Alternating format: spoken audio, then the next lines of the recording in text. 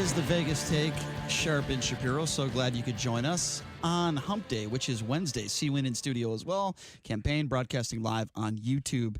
And, I talk about this on the show at times. I get frustrated with parents that act like complete buffoons at games. I have been a basketball official at the high school level for 20 years, middle school, high school, you name it, and I enjoy it.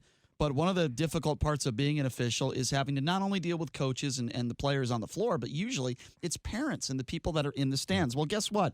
If you harass a referee now, you could get hit with jail time or up to a $10,000 fine. It is a new proposal in a Wisconsin bill, and I am actually supporting it because I think people will think twice before they do this to officials. Look, there have been officials that have been killed. There was one soccer official in Arizona years back that was killed by a fan. I mean, things are getting really bad now. And joining us on the line, what better person to talk about this? His name is Brian Barlow. He's been on our show before. He runs a website that is called StopRefAbuse.com. And in fact, he has also paid people $100, up to $100, for sending him videos of parents that act like buffoons at games. So we want to talk to Brian about this. Brian, thanks so much for joining us. How are you? I'm super good. Hey, listen, we don't call these people buffoons that you're describing on the offside page on Facebook. We call them cheeseburgers. They are called cheeseburgers. That is their proper entitled name. They are cheeseburgers. They are the trash junk food of youth sports. Hey, thank you for verifying that. You've already is that a Wisconsin thing? Is that a Midwest thing? Because I'm a Michigan guy. No, it's not. So when I started the offside page, I couldn't call them what I really want to call them. So I classified. so I named them cheeseburgers, and it stuck. And you know why I named cheeseburgers? Because they're usually the people that are sitting on the sideline in the shade. They usually have a muscle shirt on or some kind of shirt that doesn't fit. It doesn't look like they've ran a 100-yard dash in the past decade, and they're the ones that are causing the stink, so we call them cheeseburgers. All right, so in this interview, we will call them cheeseburgers, even though one of my favorite words that I use on a daily basis is buffoon, but that's okay. We will call them cheeseburgers. You are attacking Brian's on-air vernacular. That's okay. He That's doesn't all know right. how to respond. All right, so Brian, let's get down to business here. I know that you have you're a soccer official and you have the background as well as I do. What do you make of this new bill? I actually support it, but here is my issue with it. Please define what harassment is, because you suck. If somebody in a crowd in a middle school or high school game, you suck, you're horrible, I don't think I would want to give that person a $10,000 fine or put them in jail. Now, if they swear at an official, if they threaten an official, that is a different ballgame. So can you please define what this harassment is? I would say to you, why not? Why can't we say to the adult, and I use that word loosely, why can't we tell the adult to act like an adult, and if he doesn't, he gets fined? So what I'm saying is, where is the bar? I'm saying it is a child's game. It is youth sports, even at the high school level. Why do I need to hear your opinion? No one's asked for it. You're not an expert. You are simply a spectator. So my line is, I don't want anyone to say anything. Now, do I think that's unrealistic? I absolutely think it's unrealistic. I'm not after the people that are saying you suck or come on ref or ref you're blind. But what I am saying is we've let it go so far. We've given so much rope to these people that now we have to reel it back in. We have to be so dramatic and so over the top with it that maybe that is too much. And maybe a $10,000 fine to a couple of people, maybe we'll send a statement to everyone to shut the hell up. Well, let me play devil's advocate a little bit here. Now, look, we've all grown up in the sports landscape that is youth sports in America, whether we played it or we've been parents of kids who actually play it. There is a certain practical reality out there, right, that we have to address when it comes to things being said on the sidelines and talking about, I guess I'm making a generalization both in high school sports as opposed to youth sports as well, too, that, parents are going to be emotional, right? Parents are going to say things out there. And I don't necessarily know if... Yeah, they're going to be fired up. Yeah, there's going to be people are going to get fired up. I mean, going through the process of what is being proposed here of litigating that, right, and stamping out, you know what? You're going to get fined $1,000 for saying this, and this, as opposed to, a situation that is really serious, right? Brian, where there are actually officials that are getting physically harmed or killed, followed right? to their car, Yeah, right. or their phone number or their address, doxed on the internet or getting hate mail and stuff like that. There has to be. I know what you're saying. There has to be. Yeah, there has to be some type of exercising restraint. A line to cross. Yeah. And kind of maybe like a level or like a tier system as far as, for lack of a better way to describe it, for actual penalties and what actually takes place on the field. Yeah, Brian, go ahead, respond to that. Well, first off, what other job is out there that allows people to treat other people like they are scum of the earth? I mean, we can say fast food worker, we can say gate agent at the airport to an airline. But what if right now, guys, I said, you know what? I don't like the topic you're talking about. I think you guys are terrible, and I hate the fact that you even showed up to work today. I'd call you a I hate cheeseburger. this phone call. I'd call you a cheeseburger, yeah. Right. I would actually buy you a cheeseburger and send it to you. But so what I'm saying is, I think people, and I think maybe even the legislative process and leaderships and board members are starting to realize we have to be overly dramatic to settle this down. We're losing referees at an alarming rate. Referee tension is the lowest it's ever been. 80% of the first-year referees never return for the second year. At some point, if you're a logical person, at some point you go, okay, this is my kid's game, and I want them to have an official so it's not recess. Maybe me and my other adult friends should act like an adult. So that's what I'm saying. I'm saying to people is when you go to the game, let it be their game, let it be their moment, let it be their time. You sit down, be a spectator because that's what you chose. You didn't choose coach, you didn't choose referee, you didn't choose player, you didn't choose volunteer, you didn't choose board member, you chose spectator. So guess what? Be a spectator. Well said. No, so I have a question. What age group does this apply to? Because I think that if you're talking 6 to 9 year olds, yeah, I mean, if someone's going to freak out at a 6 to 9 year old game and maybe swear at the official or swear at a player, that makes sense to me. But if it's a high school type of situation, like Chris said, there's a lot of passion involved in these games, especially when you've got rivalry games, competing teams. I mean, in some cases, there's actually money wagered on these games, which is it's rare, but it does happen. So what age do you think that this is? That this is necessary for? Because I don't believe that it's necessary for high school. And you're right. You don't want to take the passion out. I get that. But what I am asking people to understand is most of these officials are, hard-working members of society that operate and contribute to and have families. I mean, I've been to Detroit where tell Kristen Benowitz, whose husband went out to go ref a soccer game on a Sunday afternoon, got hit so hard for giving a red card that he never came home. He died. He is an official who died doing what he loved doing because of a call.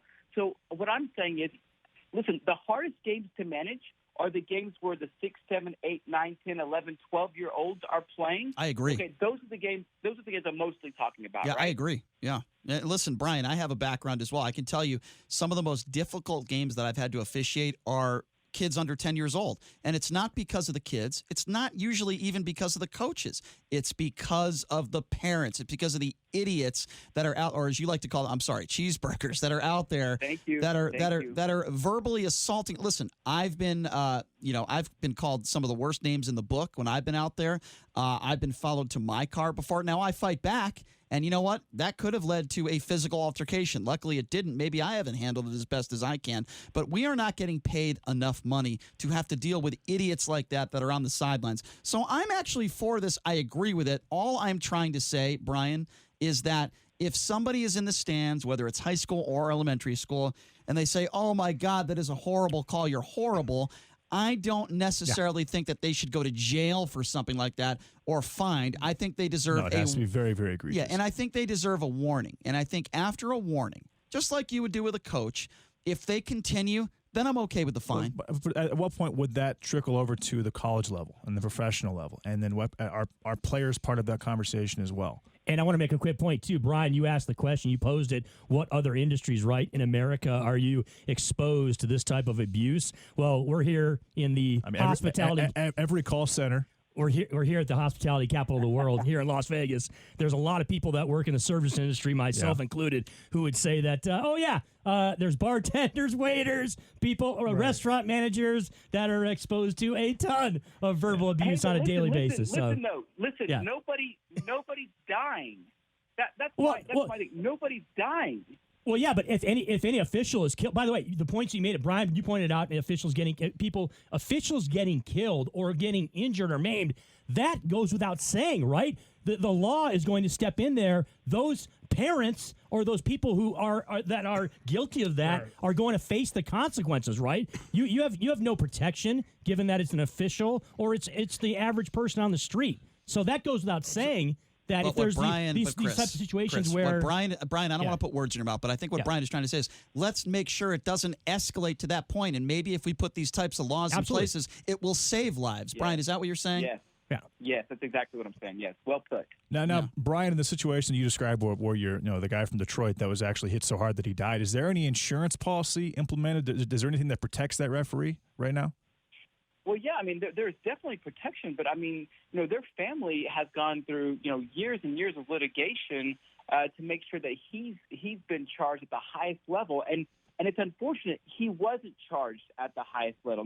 Now he is doing prison time, but my point is there are no safeguards nationally. All these states have individual type of laws that protect officials to a certain level, but none of them are very stringent. This is the first law from Wisconsin. I know there's another one out of Ohio that I've actually been working on with another group of people, but this is the first one that basically takes a current, I think it's Class A. Let me look. It's Class A. It's a Class B misdemeanor. $1,000 fine if you abuse a referee. They're just saying we want to move it from a Class B to a Class A and make it more relevant, more prevalent. Sure. We're no longer accepting this as good behavior So or as acceptable behavior. It sets a precedent. Yeah.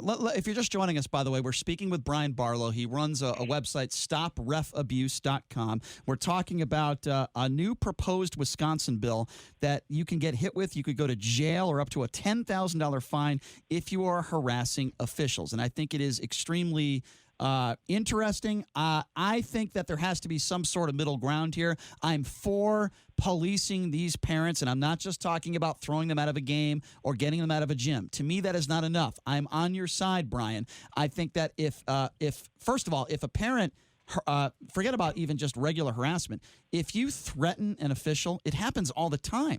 I believe that parent should go to jail. I believe that should be up to 30. If you're dumb enough to go with your kid to a game, how bad of a parent are you to harass an official to the point where you're following them to a parking lot? I feel bad for the kids more than anybody, It's very embarrassing. Well, and at what point as a society have we deemed that it's okay? And most of these people that are getting harassed are teenagers. They're inexperienced officials. I have one example. A guy from Edmond, Oklahoma, who's 18 years old, who was told by a 38-year-old man, "I'm going to find you after the game and kill you." He was reffing a U14 girls soccer game. I got a guy in Lubbock, Texas, who was attacked by a coach because, and this kid's like 15 years old. He called a PK at the end of the game. The other team loses because of that decision. The coach attacks him and gives him a concussion. He spends days in the hospital because of it. These are kids. Yeah. It's astonishing to me the way that adults behave because of a game. It blows my mind that we say as a society it's okay to be that mad that we're going to go attack somebody or we're going to go tell somebody that we're going to kill them. I mean, come on. It's all about living vicariously through the success of your child, obviously, because you don't have enough success in your own life. So I guess the big question for me is what separates heckling from harassment?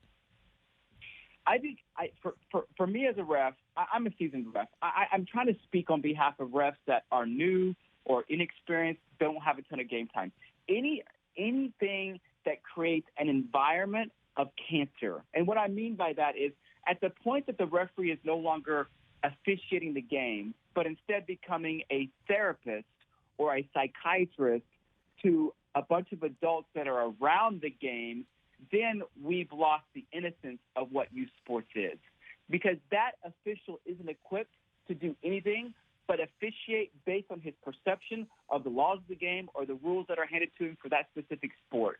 Yeah. Once he becomes a therapist, the game has been lost. Okay, Does so that make sense? yeah, no, that Yeah, it completely does. makes sense. Brian, here's where I might pull back a little bit, and you might call me a cheeseburger for this, but I'm going to be honest with you. I'm Now, ready for this. I'm an official I'm very ready for myself. this. I've been doing this for 20 years.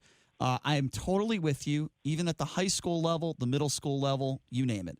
However, I go to a lot of college sporting events. I go to a lot of NBA events. Now, don't get me wrong.